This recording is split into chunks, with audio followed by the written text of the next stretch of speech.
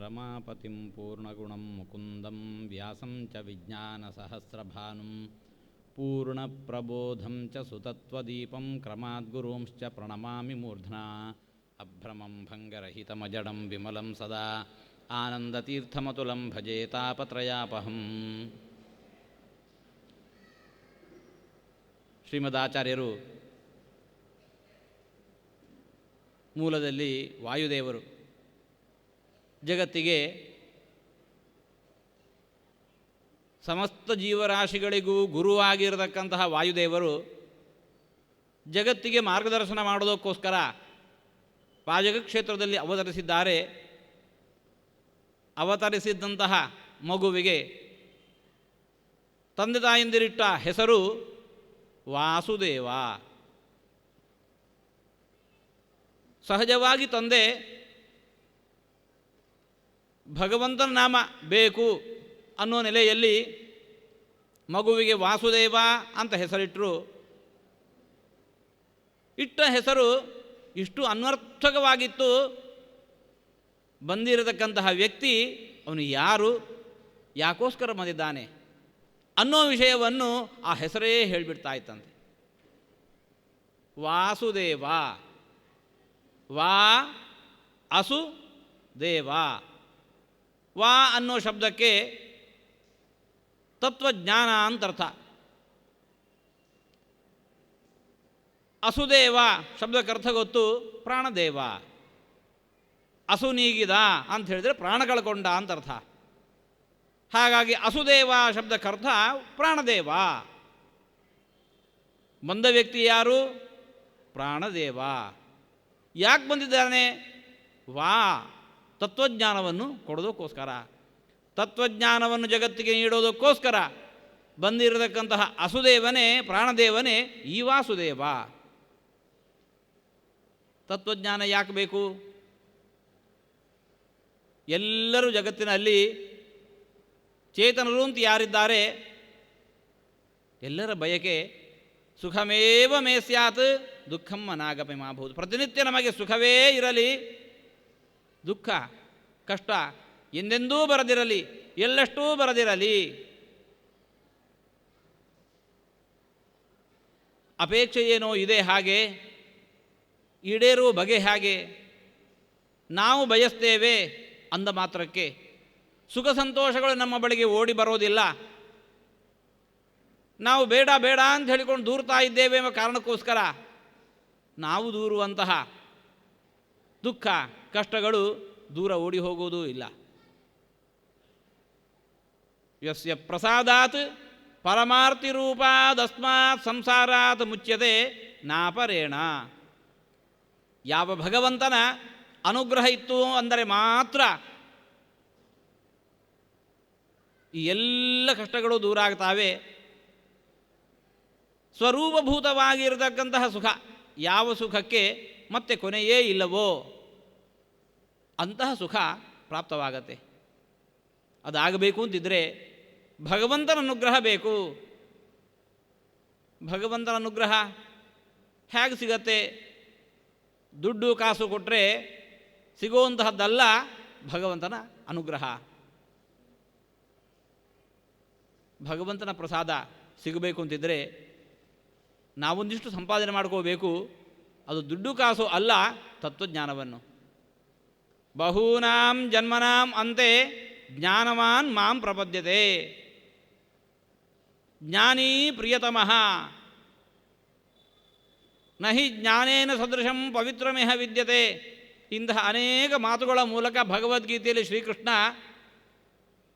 ನನ್ನ ಅನುಗ್ರಹವನ್ನು ಪಡೆಯಲಿಕ್ಕೆ ಅರ್ಹನಾಗಿರತಕ್ಕಂತಹ ವ್ಯಕ್ತಿ, ನನ್ನ ಪ್ರಸಾದವನ್ನು ಪಡೆಯಲಿಕ್ಕೆ ಯೋಗ್ಯನಾದಂತಹ ವ್ಯಕ್ತಿ ಅವನು ತತ್ವಜ್ಞಾನಿ ಮಾತ್ರ ಅನ್ನೋದನ್ನು ತೋರಿಸಿಕೊಟ್ಟಿದ್ದಾನೆ. ಭಗವಂತನ ಅನುಗ್ರಹವನ್ನು ಪಡೆಯೋದಕ್ಕೋಸ್ಕರ ನಮ್ಮಲ್ಲಿ ಬೇಕಾಗಿರುವಂತಹದ್ದು ಅಂತಹ ತತ್ವಜ್ಞಾನ. ವಾಯುದೇವರು ಜಗತ್ತಿಗೆ ಮಾರ್ಗದರ್ಶನವನ್ನು ಮಾಡುವಂತಹ ಗುರುಗಳು ನಮಗೇನು ನೀಡಿದರು? ಏನು ಸಂಪತ್ತು ನಮ್ಮಲ್ಲಿ ಇತ್ತು ಅಂತಂದದ್ದಾದರೆ ಭಗವಂತನ ಅನುಗ್ರಹ ಪರಿಪೂರ್ಣವಾಗಿ ಆಗುವುದು ಸಾಧ್ಯವೋ ಅಂತಹ ತತ್ವಜ್ಞಾನವನ್ನು ನಮಗೆ ನೀಡಿದರು. ಹರಿರೇವ ಪರಃ ಹರಿರೇವ ಗುರು ಹರಿರೇವ ಜಗತ್ ಪಿತೃಮಾತೃಗತಿ ನ ತತೋಸ್ತ್ಯಪರಂ ಜಗತೀಡ್ಯತಮಂ ಪರಮಾತ್ಪರತಃ ಪುರುಷೋತ್ತಮತಃ ಅಂತ ಇದ್ದಾರೆ. ಶೃಣುತ ಎಲ್ಲರೂ ಕಿವಿಗೊಟ್ಟು ಕೇಳಿ. ಏನು? ಅಮಲ ಸತ್ಯವಚಃ, ನಿರ್ದುಷ್ಟವಾದ ಯಥಾರ್ಥವಾದ ಮಾತೊಂದನ್ನು ಹೇಳ್ತಾ ಇದ್ದೇನೆ. ಎಲ್ಲರೂ ಶೃಣುತ ಕಿವಿಗೊಟ್ಟು ಕೇಳಿ. ಹೀಗೆ ಅಂತ ಹೇಳಿಕೊಂಡು ಶ್ರೀಮದ್ ಆಚಾರ್ಯರು ಅಂತ ಇದ್ದಾರೆ. ಹಾಗಂದವರು ಮುಂದೆ ಅಂದದ್ದೇನು? ಶಪಥೇರಿದ ಮುಚ್ಛ್ರಿತ ಬಾಹುಯುಗಂ, ಎರಡೂ ತೋಳೆತ್ತಿ ಶಪಥಪೂರ್ವಕವಾಗಿ ಹೇಳ್ತಾ ಇದ್ದೇನೆ ಈ ಮಾತನ್ನು ಕೇಳಿ.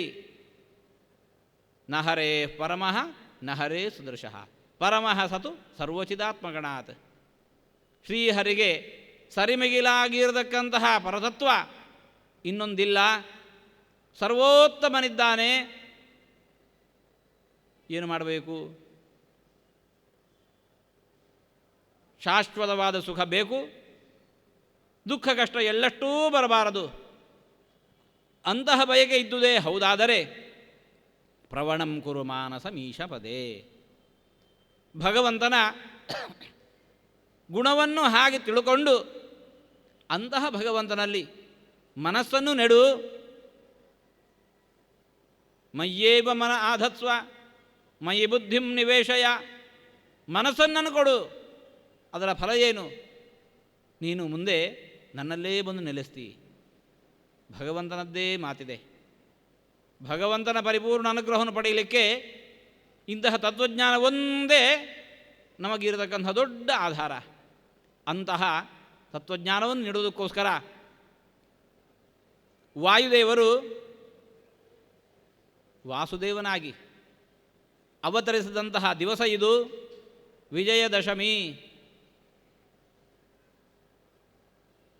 ವಿಜಯದಶಮಿಯನ್ನು ತಾವು ಅವತರಿಸಿ ತಾವು ವಿಜಯಿಗಳು ಅನ್ನೋದನ್ನು ತೋರಿಸಿಕೊಟ್ರು.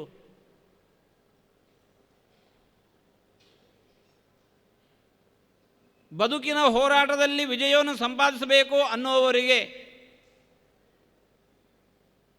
ನೋಡಿ, ನಾನು ಕೊಟ್ಟಿರತಕ್ಕಂಥ ಈ ತತ್ವಜ್ಞಾನವನ್ನು ಪಡ್ಕೊಳ್ಳಿ, ನಿಮಗೂ ವಿಜಯ ಲಭ್ಯವಾಗತ್ತೆ ಅನ್ನೋದನ್ನು ತೋರಿಸುವುದಕ್ಕೋಸ್ಕರವೋ ಎಂಬಂತೆ ವಿಜಯದಶಮಿಯ ಈ ಪರ್ವ ದಿವಸದಂದು ವಾಯುದೇವರು ಅವತರಿಸಿ ನಮಗಿಂತಹ ತತ್ವಜ್ಞಾನವನ್ನು ನೀಡಿದ್ದಾರೆ.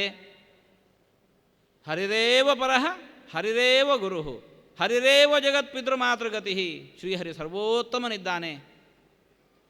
ಆ ತತ್ವವನ್ನು ಚೆನ್ನಾಗಿ ಶ್ರವಣ ಮಾಡಿ ಅಧ್ಯಯನದ ಮೂಲಕ ಹೃದ್ಗತ ಮಾಡಿಕೊಂಡು ಅದನ್ನು ಅನುಷ್ಠಾನದಲ್ಲಿ ನಾವು ತಂದುಕೊಂಡೆವು ಅಂತಂದಾದರೆ ಭಗವಂತನ ಅನುಗ್ರಹ ಆಗಲಿಕ್ಕೆ ಸಮಯ ಮತ್ತು ದೂರ ಇಲ್ಲ. ಆ ಆಚಾರ್ಯರು ತೋರಿದ ದಾರಿಯಲ್ಲಿ ನಾವೆಲ್ಲರೂ ನಡೆಯೋಣ. ಭಗವದ್ ಅನುಗ್ರಹ ನಿಮ್ಮೆಲ್ಲರ ಮೇಲೆ ಸದಾ ಇರಲಿ. ಆ ಮೂಲಕ ಈ ಸಂಸಾರಾವಸ್ಥೆಯಲ್ಲಿ ನಾವೇನು ಕಷ್ಟ ದುಃಖಗಳನ್ನು ನೋವುಗಳನ್ನು ಅನುಭವಿಸ್ತಾ ಇದ್ದೇವೆ ಅದೆಲ್ಲ ದೂರ ಆಗಿ ಶಾಶ್ವತವಾಗಿರತಕ್ಕಂಥ ಸುಖ ಸಂತೋಷವನ್ನು, ಸ್ವರೂಪಭೂತವಾಗಿರತಕ್ಕಂಥ ಸುಖ ಸಂತೋಷವನ್ನು ಆ ಭಗವಂತ ಎಲ್ಲ ಸಚೇತನರಿಗೂ ದಯಪಾಲಿಸಲಿ ಅಂತ ಹೇಳಿಕೊಂಡು ಪರ್ವ ದಿವಸದಲ್ಲಿ ಆ ಹರಿಗುರುಗಳಲ್ಲಿ ಪ್ರಾರ್ಥಿಸ್ತಾ ಮಾತನ್ನು ಮುಕ್ತಾಯಗೊಳಿಸ್ತಾ ಇದ್ದೇವೆ. ಕೃಷ್ಣಾರ್ಪಣಮಸ್ತು.